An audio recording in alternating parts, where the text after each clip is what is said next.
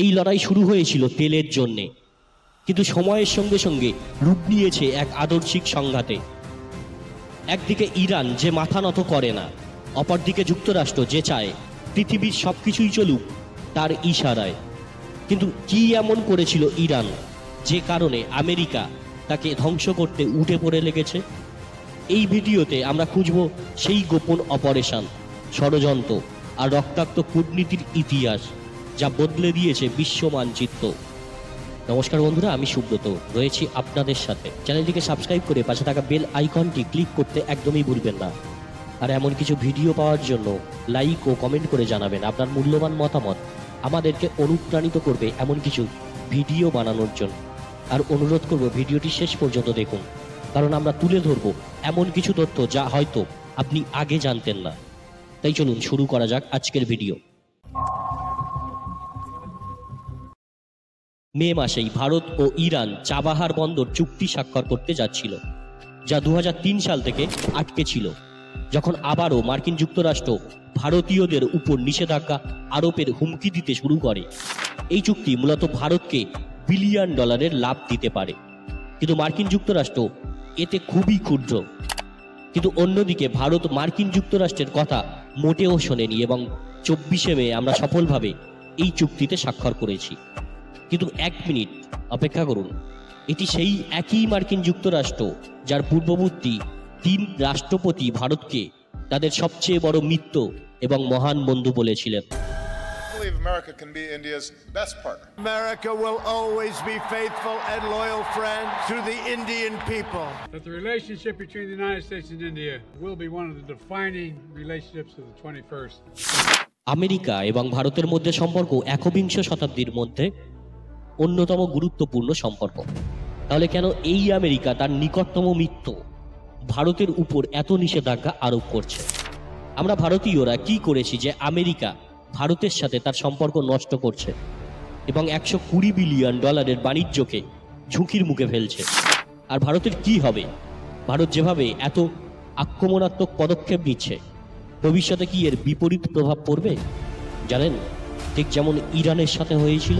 মনে রাখবেন, একটা সময় ছিল যখন ইরানও মার্কিন সতর্কবার্তা উপেক্ষা করেছিল এবং আজ মার্কিন নিষেধাজ্ঞার কারণে ইরানের অর্থনীতি সম্পূর্ণরূপে ধ্বংস হয়ে গেছে। তাই আশা করা যায় যে আমাদের অতিরিক্ত আত্মবিশ্বাসের ভুল আমাদের দেশকে ধ্বংস করে দিতে পারে।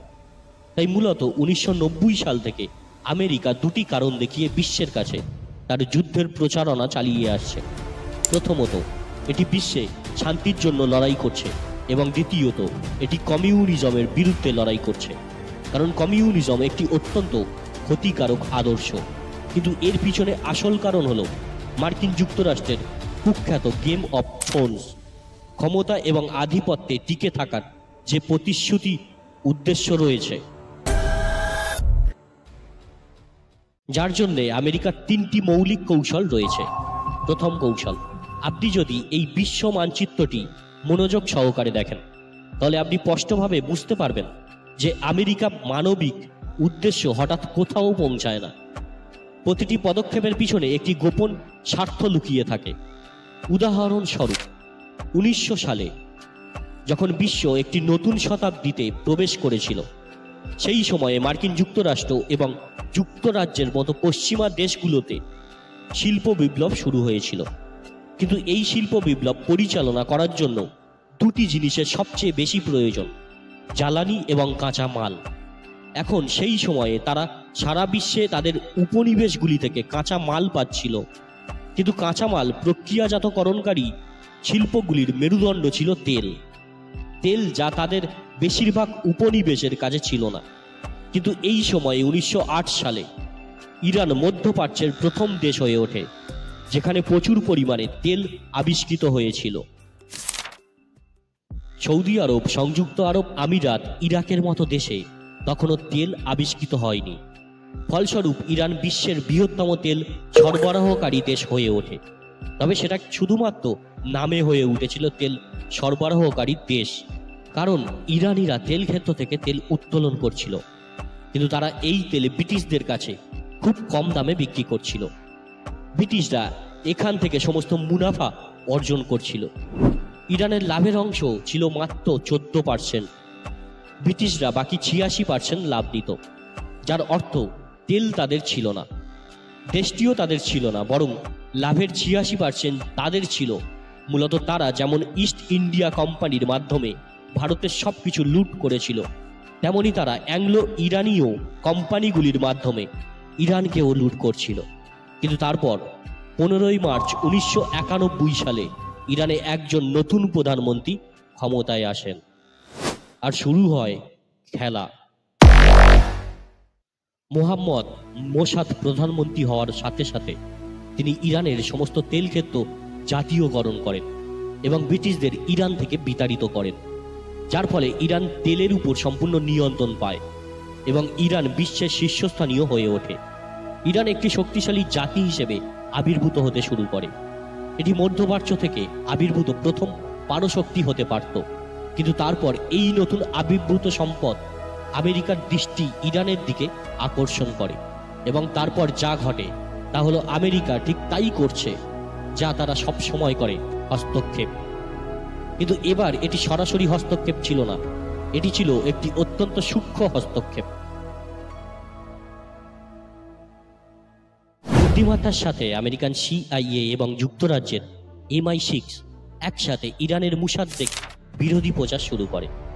মুসাদ্দেককে প্রকাশ্য ইরানের রাজা মোহাম্মদ রেজা পাহলভির জন্য একজন বড় হুমকি হিসেবে চিহ্নিত করা হয়েছিল। এই প্রচারের মাত্র 2 বছরের মধ্যেই মোসাদ্দেককে বন্দী করা হয় এবং আমেরিকান ও ব্রিটিশ শাহ মোহাম্মদ রেজা পাহলভিকে ইরানে বসানো হয় এবং তারপর আমেরিকা ও ব্রিটেন ঠিক যা চেয়েছিল তা ঘটে।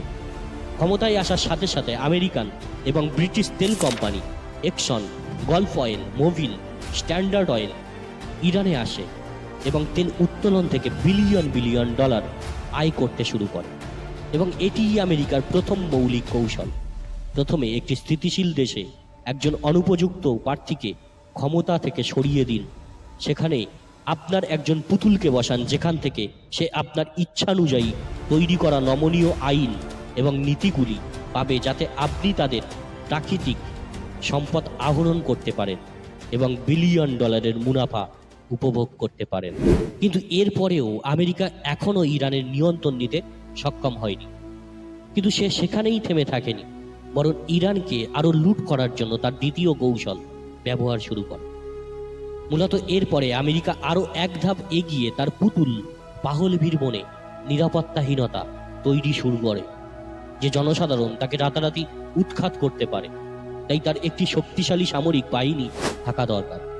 এখন যখন আমেরিকা আপনাকে বলছে যে আপনার একটি শক্তিশালী সামরিক বাহিনী প্রয়োজন, তখন বুঝতে হবে তারা আপনাকে কি বিক্রি করতে চায়।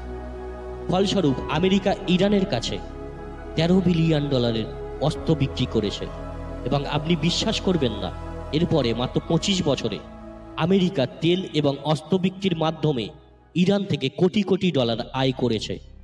কিন্তু 1979 সালের 11ই ফেব্রুয়ারি আমেরিকা তার সোনার ডিম হারিয়ে ফেলে, যখন পাহলভির বিরুদ্ধে ইরানি বিপ্লব সংগঠিত হয় এবং একজন ইসলামী নেতা আয়াতুল্লাহ খোমানি ক্ষমতায় আসেন।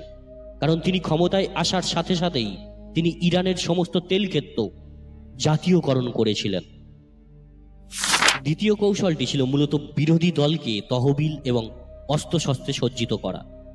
এখন খোমেনি ইরানি বিপ্লবের মাধ্যমে ক্ষমতায় এসেছেন এবং ইরানে তার জনপ্রিয়তা এবং কৃতত্ববাদী শাসনের কারণে ইরানে কোনো বিরোধী দল তৈরি করা অসম্ভব ছিল এবং তাই আমেরিকা মধ্যপ্রাচ্য অঞ্চলে তার দৃষ্টিভঙ্গি কিছুটা বাড়িয়ে তোলে এবং তারা ইরানের ঠিক পাশেই একটি সম্ভাব্য দেশ দেখতে পায়।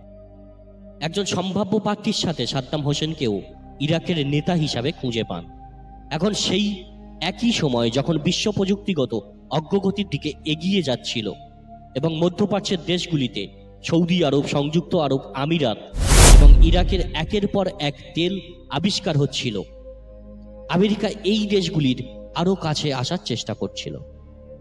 আমেরিকান অধ্যাপক এবং পররাষ্ট্রনীতি বিশেষজ্ঞ নোয়াম চমস্কির মতে 1982 সাল ছিল অত্যন্ত গুরুত্বপূর্ণ বছর, কারণ এই সময়ে আমেরিকা অত্যন্ত কৌশলগতভাবে রোনাল্ড রিগানের নেতৃত্বে ইরাককে সন্ত্রাসবাদের সমর্থক রাষ্ট্র তালিকা থেকে বাদ দিয়েছিলেন এবং সাহায্য দেওয়া শুরু করে। তাই ইরাকের এখনই প্রয়োজন ছিল এটিকে সমর্থন শুরু করা। এমনকি এই সময়েও সামরিক সাহায্যের নামে ইরাকে জৈবিক ও রাসায়নিক অস্ত্র সরবরাহ করা হয়েছিল। Happens to be an important year in U.S.-Iraqi relations, which Ronald Reagan dropped Iraq from the list of সুতরাং states. এই দাবির মাধ্যমে আমেরিকার দুটি উদ্দেশ্য একেবারে স্পষ্ট হয়ে ওঠে। প্রথমত, ইরানের বিরুদ্ধে লড়াই করার জন্য সাদ্দামের মতো একজন নেতা ইরাকে ছিলেন। আমেরিকা ইরানকে শক্তিশালী করার চেষ্টা করছিল। এবং দ্বিতীয়ত, সেই সময়ে ইরাক ছিল একমাত্র মধ্যপ্রাচ্যের দেশ যার তেল উৎপাদন খরচ সবচেয়ে কম ছিল। ফলস্বরূপ এটি আরও বেশি লাভ দিয়েছে, যার কারণে ইরাকে অর্থনৈতিক উন্নয়নও খুব দ্রুত গতিতে চলছিল। কিন্তু অবশ্যই এটি আমেরিকার জন্য ভালো ছিল না, কারণ এটি ইরাককে মধ্যপ্রাচ্য অঞ্চলে আরেকটি শক্তিশালী অর্থনৈতিক পরাশক্তিতে পরিণত করত। এখন এমন পরিস্থিতিতে আমেরিকা এক ঢিলে দুটি পাখি মেরেছে। প্রথমত, ইরানের বিরুদ্ধে লড়াই করার জন্য তারা সাদ্দামের মতো একজন নিখুঁত প্রার্থীকে ব্যবহার করে চলেছে। দ্বিতীয়ত, ইরাককে মধ্যপ্রাচ্যে একটি পারশক্তি হতে বাধা দেওয়ার জন্য তারা বছরের পর বছর ধরে ইরানের সাথে যুদ্ধে জড়িয়ে রেখেছে এবং আমেরিকার এই কৌশলও সম্পূর্ণরূপে সফল হয়েছে। 9 বছর ধরে উভয় দেশ একে অপরের সাথে একটি বিস্তৃত যুদ্ধে লিপ্ত হয়েছে, যার জন্য উন্নয়ন ভুলে শুধু যুদ্ধ করেই চলেছে এই দেশ দুটি। আর আজকের ভিডিওটি এই পর্যন্ত।